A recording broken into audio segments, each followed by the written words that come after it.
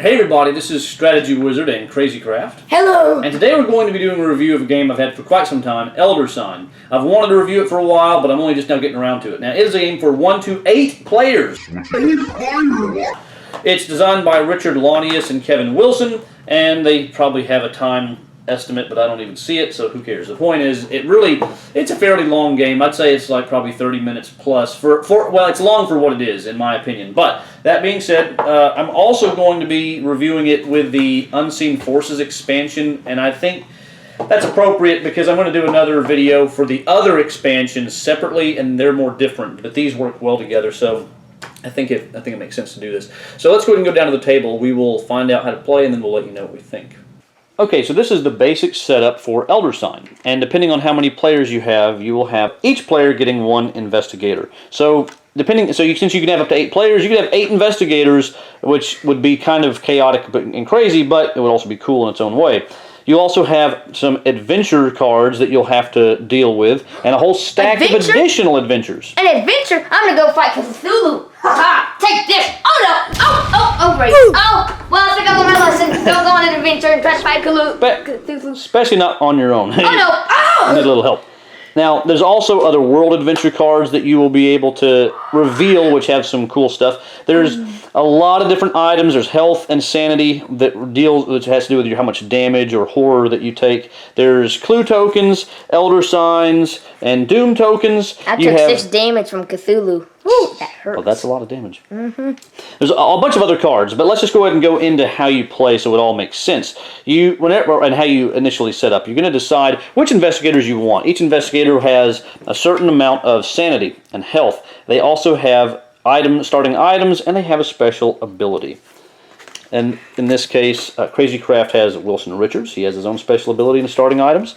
And you'll also choose, way back over here, you'll choose the Great Old One that you will be facing. And each Great Old One has a certain, basically a problem or a challenge that you have to deal with during your game. Well, since it's called Elder Sign, and old is the same as Elder, why don't we call it an Elder creature? Yeah, that's good enough. They're Great Old Ones, which is like an elder creature, so that's good enough. And not only is there a challenge you'll have to deal with over the course of the game, it'll show you how many elder signs you need to collect to beat him. If you fail to get those elder signs before the doom track is filled up with the doom tokens, then you'll have to actually fight him and deal with his task, and all the adventures will go away, and you'll struggle because it's very hard. And it shows you what attack he does. So there's a whole bunch of these, so we'll show you a few of them just to kind of give you an idea.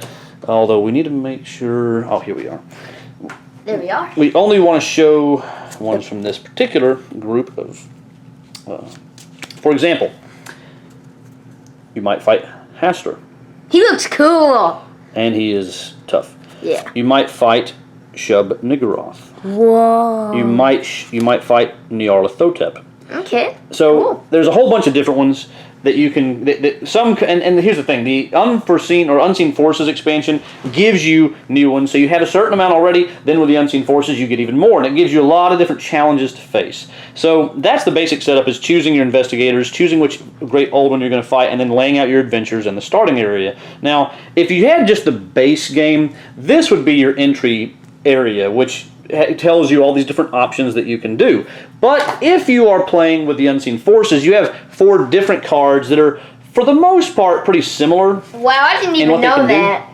But it adds specifically the ability to get blessed, because the Unseen Forces expansion opens up the opportunity for blessings and curses. But your starting area is where you can go to spin trophies that you've earned from beating adventures. But how do you beat an adventure? Well, you're going to start off, the very first thing you're going to do actually is reveal a Mythos card. So you'll flip one of these over at the very beginning to see what horrible nonsense is going on. In this case, the stars align. And what does it say? It says add 1 doom token to the doom track. Well, that just means right off the bat, the enemy is getting closer. The Great Old One is getting closer to coming into our world, and you have to face it and probably... No! Wait a minute, I'm going to use this bomb.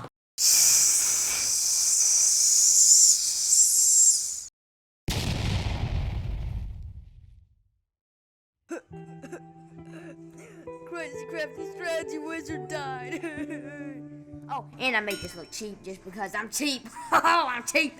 But even you can admit, it looks better than the old Crazycraft and Strategywizard, but it looks good. Just kidding, it looks horrible. Kaboom! If only it was that easy. Yeah. and then there's usually some bad thing that happens. In this case, common items and clue tokens cannot be used today. So for the rest of the day, you will not be able to use common items or clue tokens. So Mythos cards are where the bad events happen for the most part that kind of ruin your day. So once you've revealed this, now you're going to be able to start doing what you want to do. In this case, I've got Daryl Simmons, and you'll have a tiny little token that represents your character. Boy, very, very tiny. But you'll use this token to say which adventure you want to go on. So let's just say, for example, I wanted to go to this one. He's a spec. Each adventure has a few important details that you need to know. One, how many trophies it's worth if you beat it, which you can spend in the entry areas.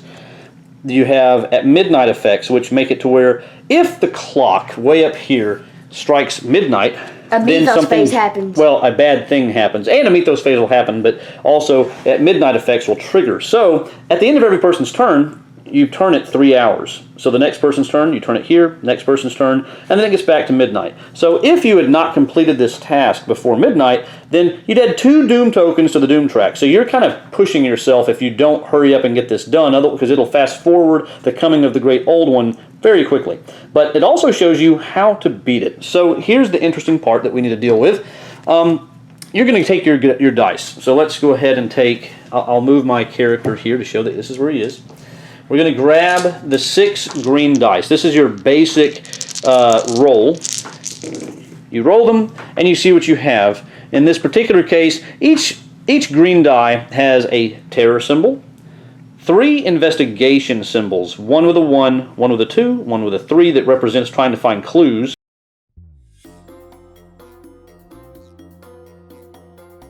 The terror symbol represents, I guess, fear and scary things.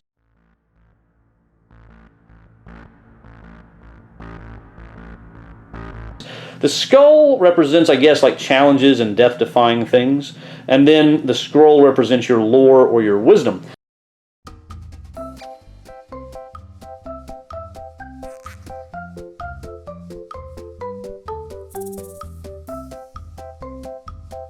So in this particular case, I've made this roll. I see there's 2 rows. I have to get a skull and a terror to beat this one. I happen to have a skull and a terror. So you would allocate your dice like so.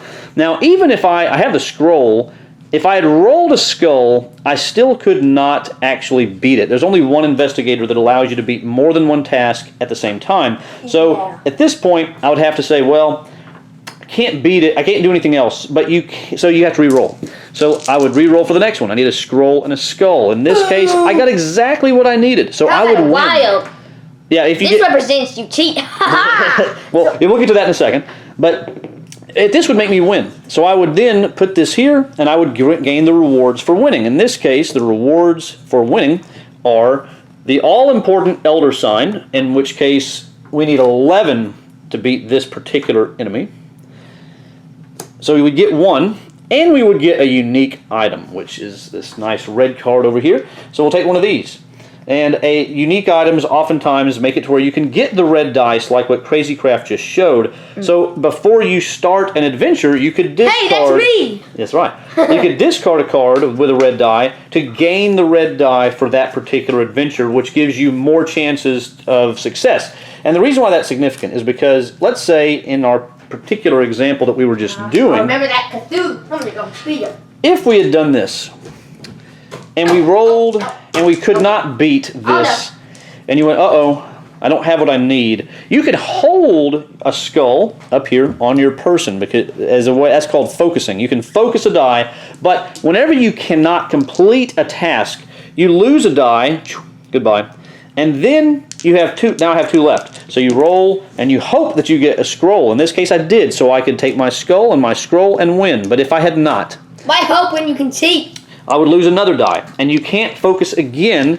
Now, there's one other thing you could do. If there was someone else that happened to be there that from a previous turn, I could they could assist me, and I could put a die on them to assist. But if there's no one else there, then you can't do it. And also, assisting is dangerous because if you end up failing, then they actually get hurt if they assisted you. So that's kind of chancy. But whenever it comes to focusing, you have no penalty for doing this, and it gives you a chance to save a die. If you keep rolling and you finally roll the last one, boy, I keep on getting lucky and getting what I need. But if I didn't, then I would go, I couldn't make it. So you failed. That means you suffer the penalties of the adventure. In this case, you would take 2 horror and 2 damage.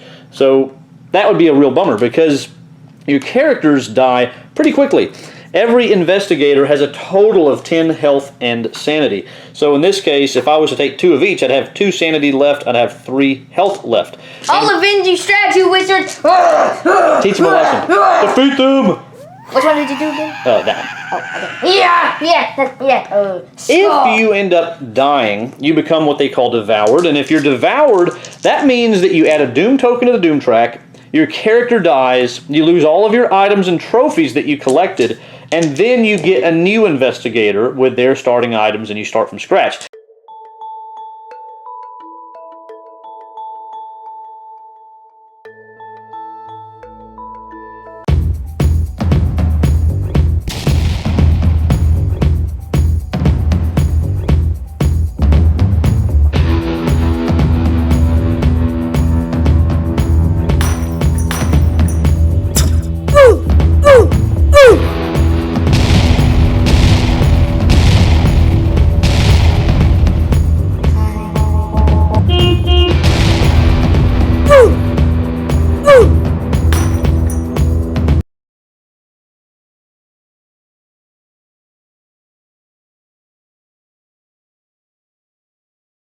So dying accelerates the coming of the Great Old One. Dying makes you lose all the stuff you've collected. So you don't want to die if you can help it, but it's not the end of the game for you. You can continue to play as long as you have more investigators. Sorry, Wizard, I didn't get the scroll. Oh, that hurt. Oh no, I'm going to Well, that means we're all doomed. Oh no. Ah. So basically, that's the basic rotation is you're going to go to an adventure, you're going to roll to try to accomplish the tasks, and you're either going to succeed and get the benefits, or you're going to suffer and lose and then suffer the penalties. I'll go suffer. If you fail, then you just stay there for now. If you were to beat it, you would return to the souvenir shop up here at the top, and you would gain this as a trophy. You'd have 2 trophies, and you'd put it to the side, and then you would reveal a new adventure to deal with. Now, here's another thing that's important.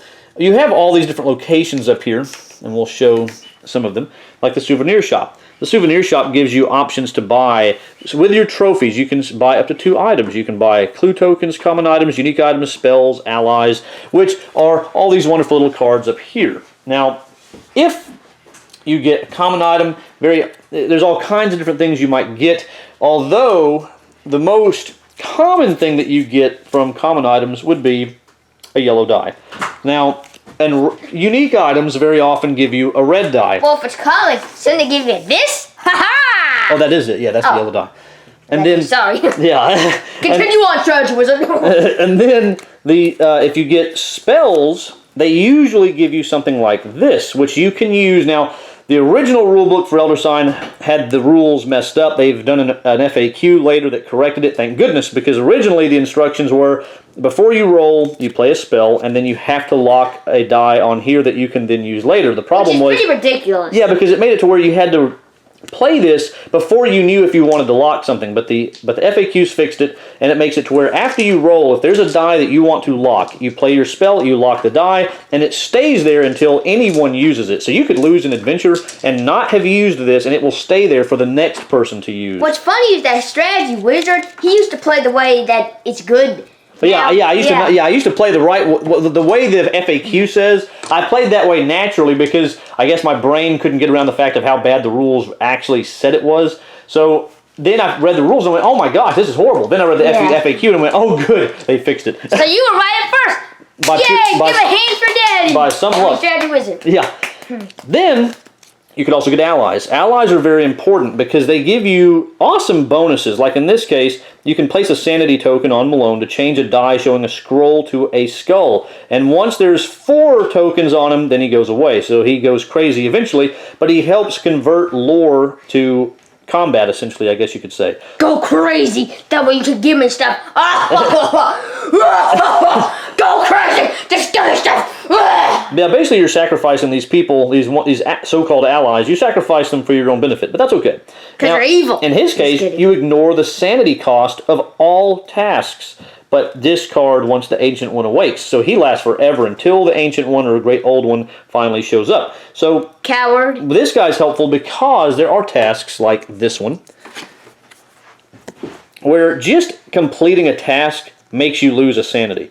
So you could ignore these penalties if you happen to have him as an ally, and this is really dangerous. But what's interesting, and one of the things that, even though this generally is kind of an abstract game of just rolling dice, doing adventures, you actually have a little bit of thematicness if you're willing to get yourself to be a little imaginative. For example, they all have nice little flavor text. So here we are, a terrible discovery.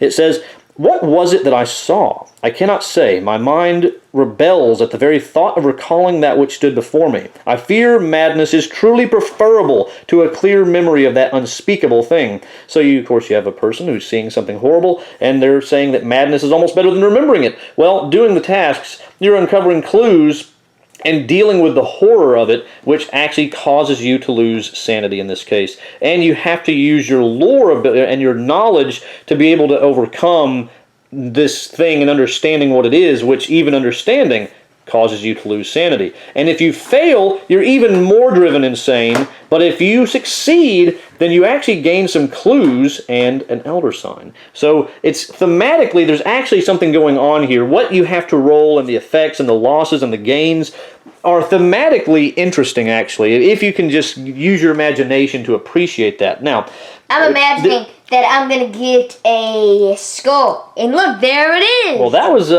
better than imagination, I think. Yeah. Now, clue tokens, if you get these let you re-roll your dice. So let's say you rolled and you did not like what you got, but maybe you liked one thing. You think, I want this 3. Then you could re-roll everything else by spending a clue token, which is handy. Or you could re-roll everything. So clue tokens are nice to be able to get more re-rolls. Then you have this situation. There are monsters. Let's say you drew this, or let's say you beat this. Ironically enough, there's terror effects, which make it to where if you roll and you cannot complete a task, in this case, this arrow means that you have to complete these tasks in order. If you rolled a scroll but not 2, which means that you can't beat this, and you rolled a terror symbol at the same time, this terror effect means that you have to discard a spell, otherwise you're devoured. You die automatically. I don't have a spell! Goodbye, Crazycraft. You didn't have to be that rude about it, but anyway, bye! I guess I won't be able to do this video anymore. Sorry, Crazycraft.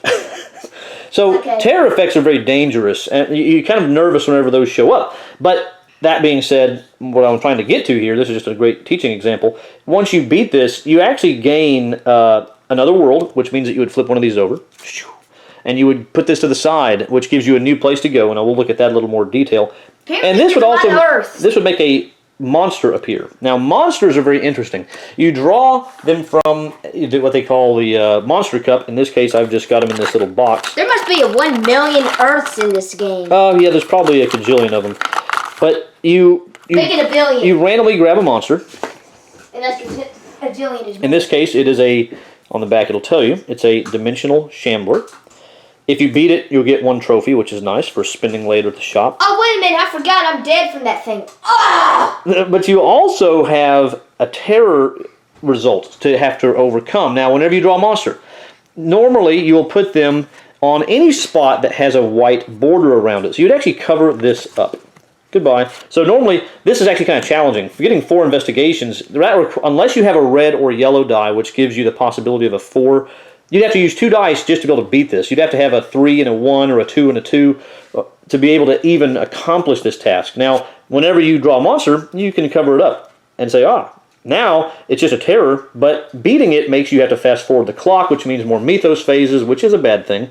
But if you beat it, it'll go away. You'll get the monster as a trophy, and then you continue trying to beat the task. But you don't. But as long as he was covering this up, if you beat him, you don't have to deal with this. So sometimes it can be a good thing because you cover up something harder. But some monsters are extremely challenging. Now, if there are no white border spaces, then you'd actually put the monster at the bottom of the task list, which means that you have more tasks, and that's really tough because over the course of the game, you might keep, if you're failing to stop all the monsters, you could end up having tons of monsters underneath, and they keep. Although you can't just keep putting monsters underneath the same one without, you have to kind of spread them out, and monsters could eventually overwhelm you because, especially whenever you have trashy monsters like this, this guy locks the yellow die. So as soon as he shows up, if he was to go here, pass me the yellow die, Crazycraft. Hey, look at the little yellow die. He would lock it, which means that even if you had common items that would let you use the yellow die, oh, I can't even find one. You can't use it. Yeah, you won't be able to even use that to get the yellow die into the pool of dice that you're rolling.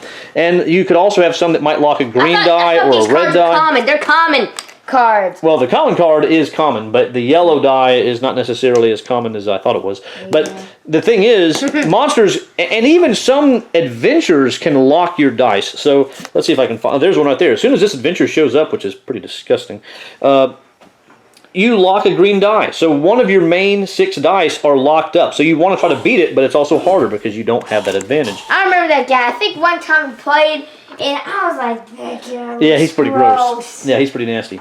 So you're trying to deal with monsters. You're trying to deal with all these tasks and trying to deal with, tasks that you have to do in order, which is challenging. Now, with the Unseen Forces expansion, in addition to getting more of everything, more adventurers, more investigators, more adventure cards, and everything else, you also get this wonderful thing that I really like, and also this wonderful entry area. But you also get blessed dice and cursed dice, which I find to be very fascinating. This makes it to where if you were to do something that gets you blessed, one, you could spend trophies in the chapel. 8 trophies in the chapel will let you become blessed, getting you the blessed die.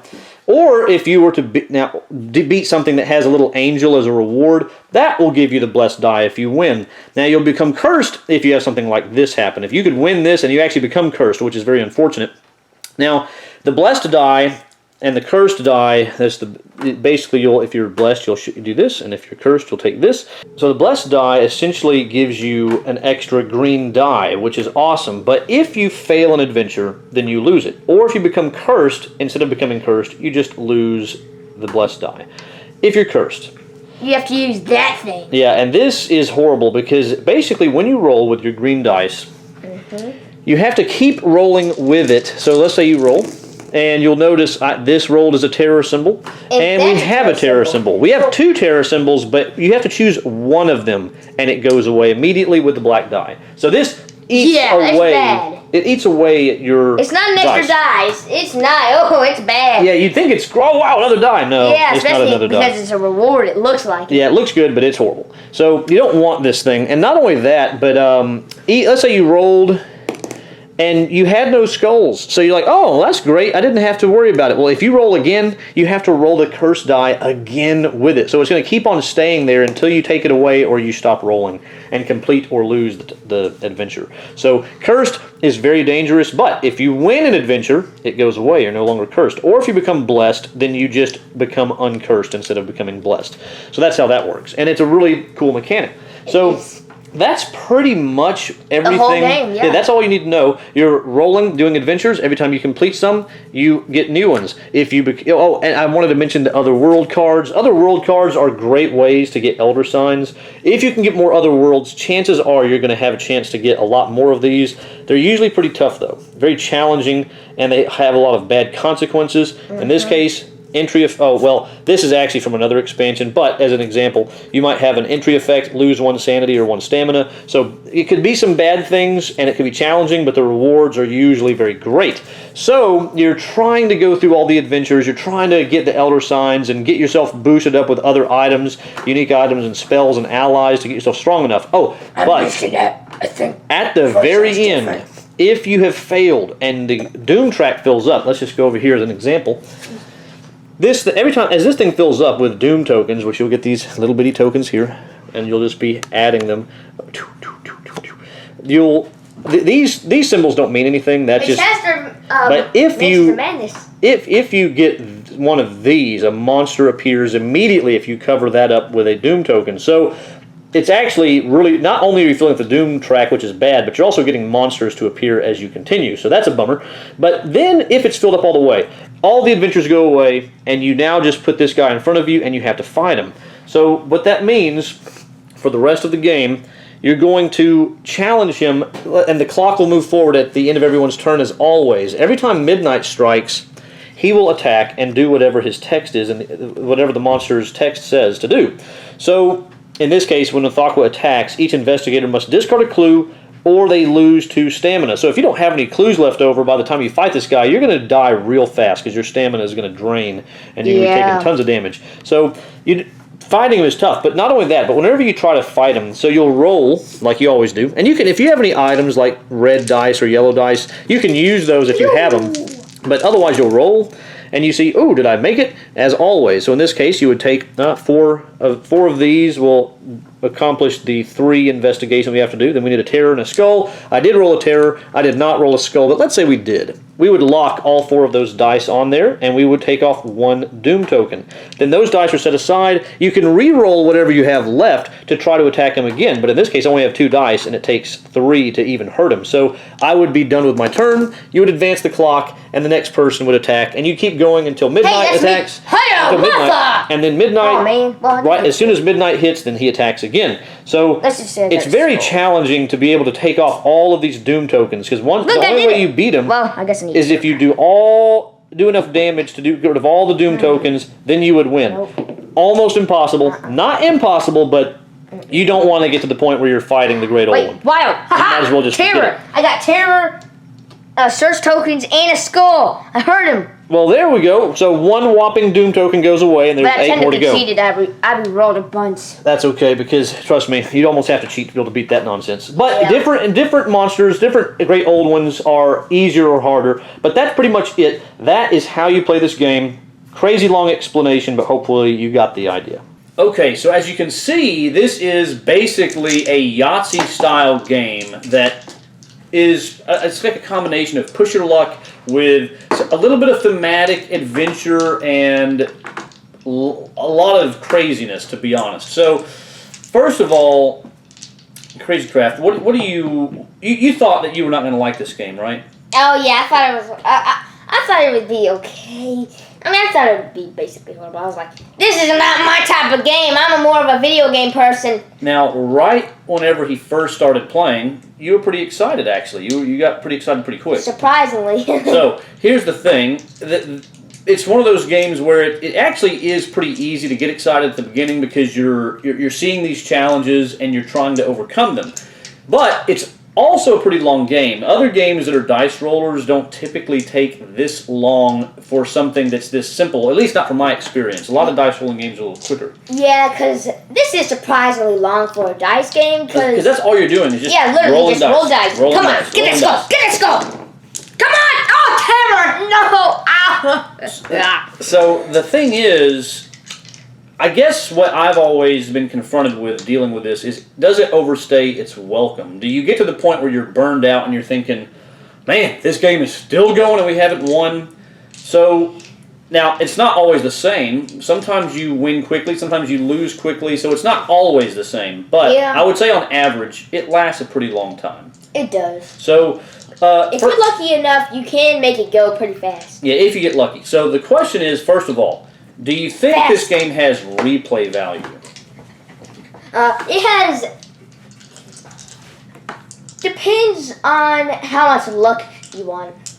If you're in the mood for luck and you're like, hey, I wanna play some more luck stuff, I think you can play it again. Yeah. So it has replay value depending on what you feel. Yeah, I mean, well, hey, so let's just say this. In my opinion, it has a lot of replay value, and the reason why I say that is because with the Unforeseen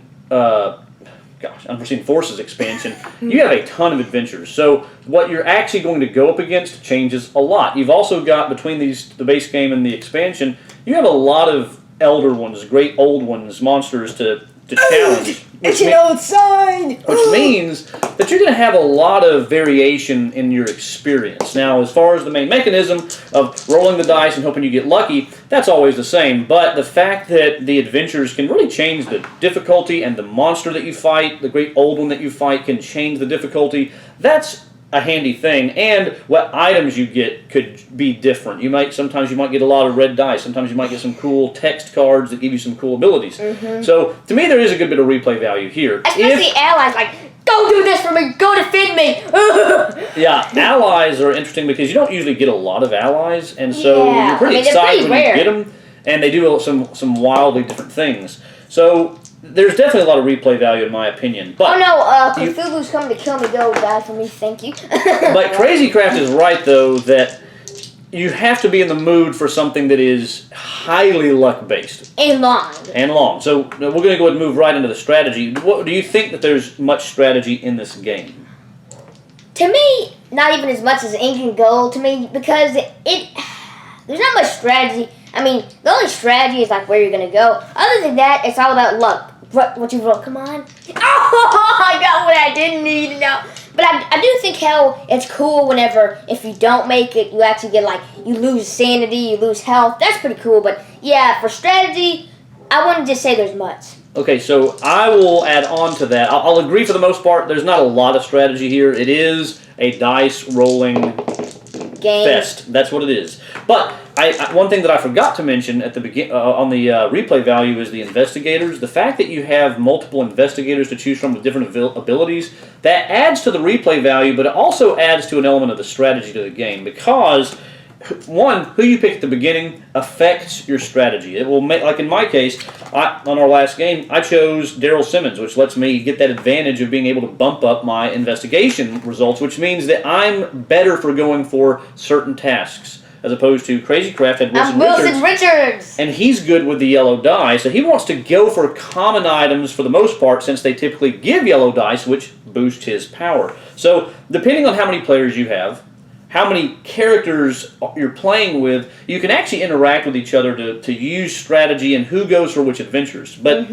there's also strategy in the element, not only what adventure you go to, but also when you use your cards and when you use your clue tokens. Because sometimes you really want to use that red die or that yellow die to help you beat something, but then you might think, you know what, I need to save that for something that's a little tougher, that has better, more important rewards, because you need to get Elder Signs. You don't need to get, more spells and more clue tokens, but you need to get Elder Signs to win. Because if you have to fight the boss, he's like impossible, almost. Almost impossible. So unless you really feel like you want to deal with the big baddie at the end, you got to go for the Elder Signs. So you have to decide, do I want to use my good items for some challenges that don't give me Elder Signs as a reward, but also you have to think about this. You have to pay attention to what the consequences are. You might do something that if you lost, you might play an adventure where if you lost, you died. You could do that. He might be playing, maybe you're already hurt a lot, and then, oh my gosh, I lose 2 sanity. It might make you go crazy, and you have to decide, is it worth taking the risk? So that's where the push your luck aspect comes in, but even though that's luck-based, it's still a strategy, because you have to strategically decide, are the benefits worth the risk? And that is an interesting balance, because you could also take your time, spend your trophies to waste a, quote-unquote, waste a turn to heal yourself. Sometimes it's worth spending an entire turn to heal yourself, and that's another thing that you have to decide. That's another element of strategy, where is it worth healing yourself, or is it worth spending your trophies for other items? So there is strategy. It's just the main mechanic is very luck-based, but there are luck mitigation and strategic elements that help you control the luck in your favor. Now, let's go ahead and move on to quality components. Do you think the components are good quality? Yeah, I'd say they're good, pretty good. I like the dice a lot because they're engraved and rounded corners, and they just are very artistic. I mean, look at that. Look at the terror symbol. This looks great.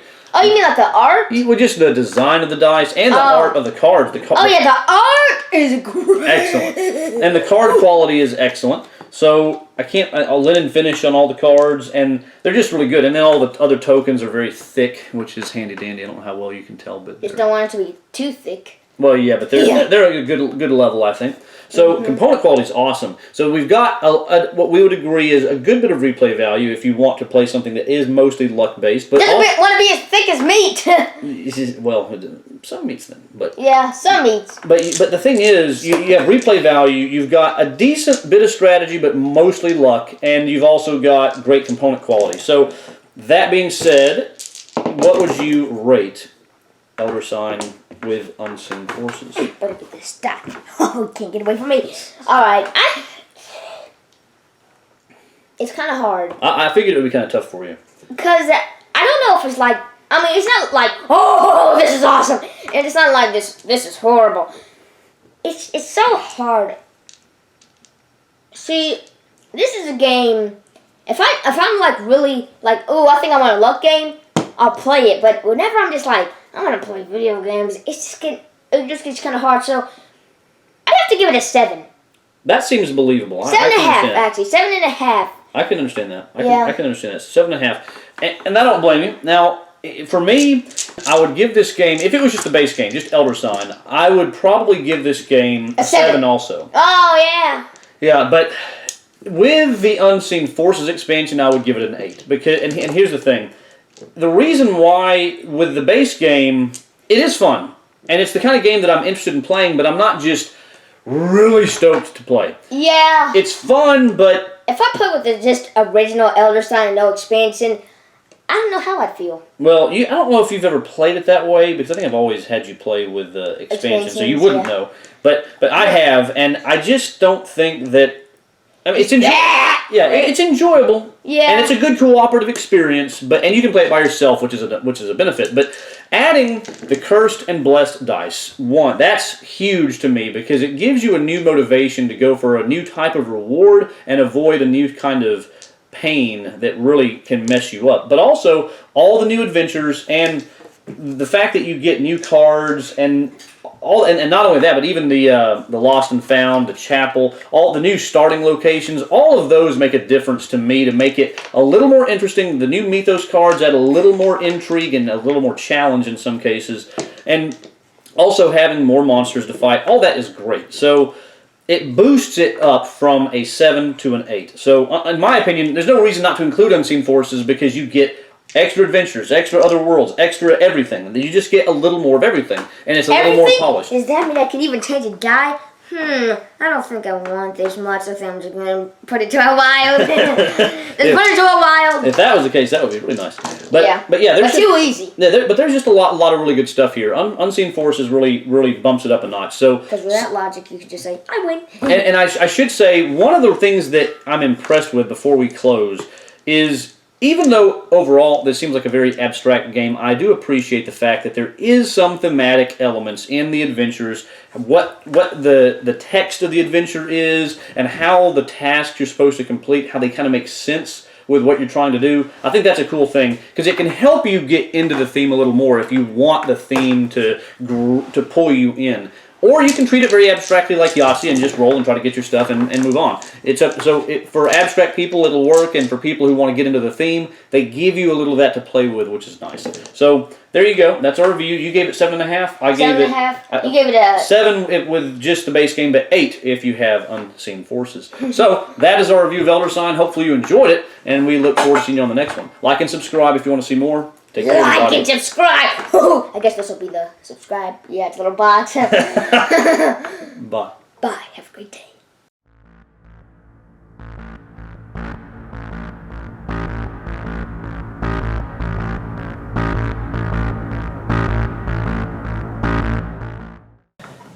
Hey guys, it's Craft Crazy. Ow! Okay. Oh, Craft Crazy. One minute time. Let's go and do this.